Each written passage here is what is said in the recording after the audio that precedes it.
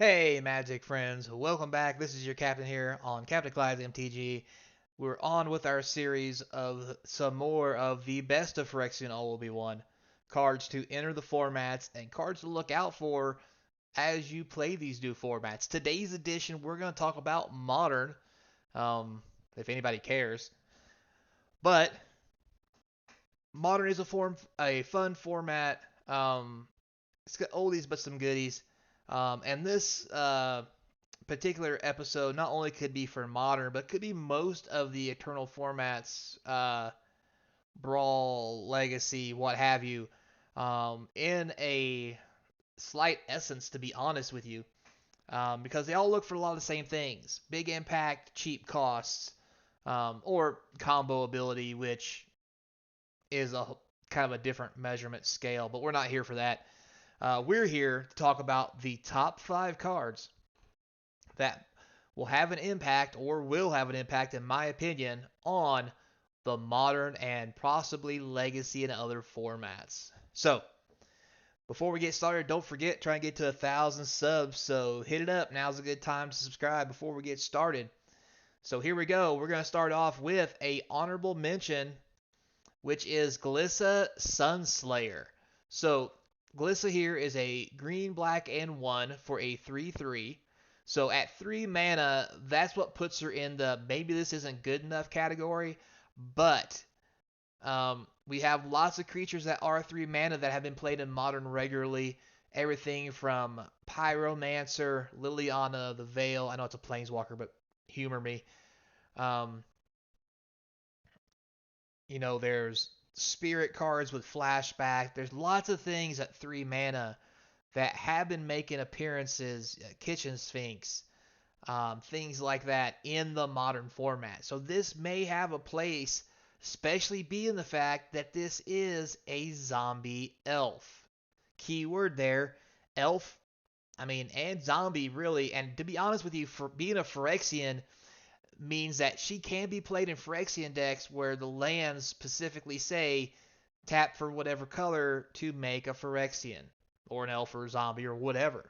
So it's possible to see her. Plus, she does have some good abilities. First Strike, Death Touch makes her almost impossible to kill. It means you got to block with at least 4 creatures, and all 4 of those creatures got to be able to do 3 damage. And when she deals combat damage, the ability to draw a card and lose a life is amazing. That's honestly a better Dark Confidant for 1 more mana. He's gonna deal damage to them. You're gonna draw a card and lose a life. Yeah, sometimes you get a land, you don't lose any life. Sometimes you flip over your 4 mana card and you lose 4. I think it's a better average. Plus, it can destroy enchantments when it hits. If you do have anything that has any kind of weird enchantments in the deck, and removing counters from target permanent is a good way to kill planeswalkers by attacking your opponent. Um, Among other things, there's decks like, um, there could be a big card in decks in like Brawl Pioneer style decks that like to do combos with not just Yawgmoth, but maybe um,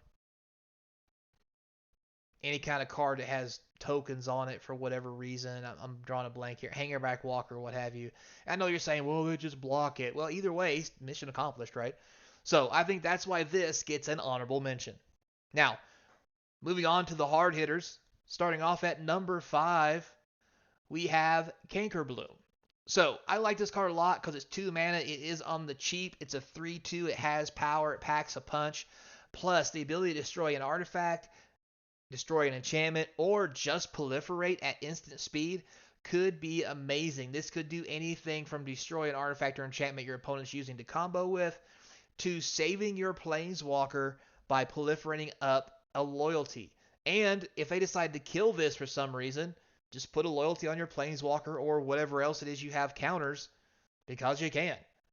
I don't think it's going to be a big player, but I think it's good enough at least for a sideboard, if not starting 1 or 2, because it is a disenchant with some big legs, because baby's got back. So that's number 5. So moving on to number 4. Number 4 here we have Shieldred's Edict.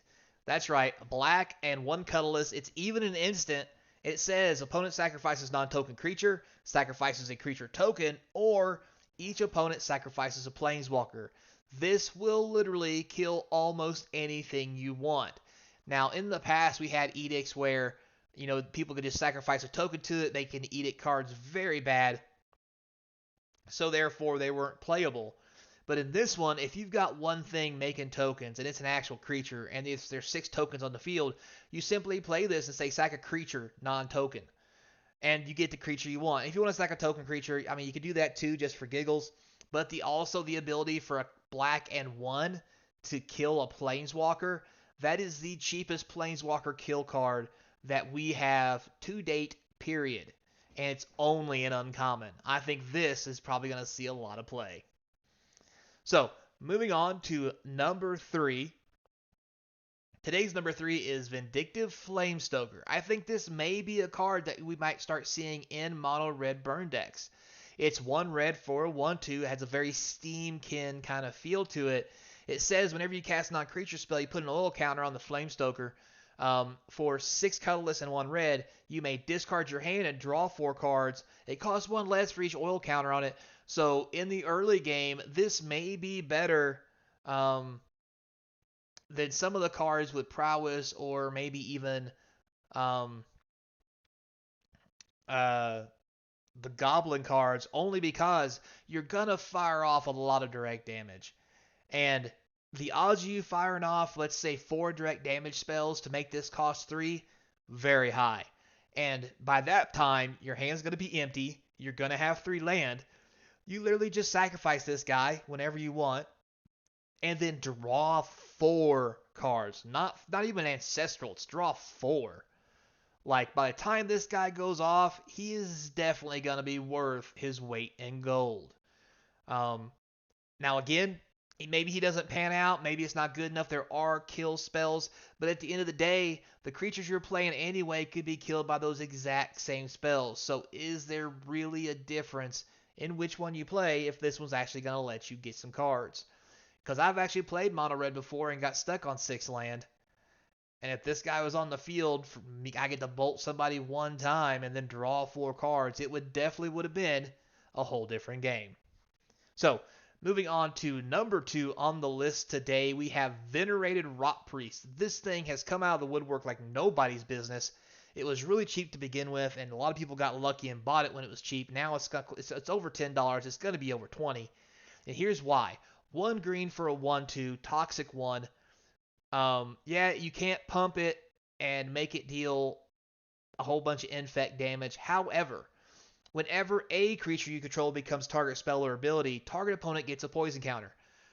This is just as good because you lay an elf on turn 1. Turn 2, you lay your Rot Priest, lay an extra land. You swing in, you target your creature that has infect, and let's say you giant growth it. I'm being really generous here. You giant growth it, make it a 4/4. The Rot Priest triggers, gives an infect/poison counter. Then they get 4 more. They're already at 5. The next turn, these both swing. You can just kill somebody like normal infect. And the bonus is when they take that time to kill one of your creatures, like your infect creatures, they have to take a poison counter because of it, which at the end of the day, maybe that last 1 or 2 you need to honestly just kill your opponent. The fact that this does this is insane. This should have been a mythic. And the fact it's a 1/2, let's not overlook the fact this is a 1/2. This can't be gut shotted. This can't be -1/-1. This 1 mana cost 1/2 creature with toxic and its extra ability definitely looks good. Could this replace the Phyrexian that's unblockable in blue to make a mono green version?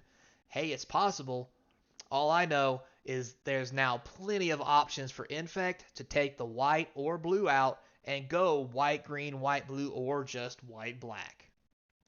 So, finally, number 1 on the list. That's right, a minor misstep.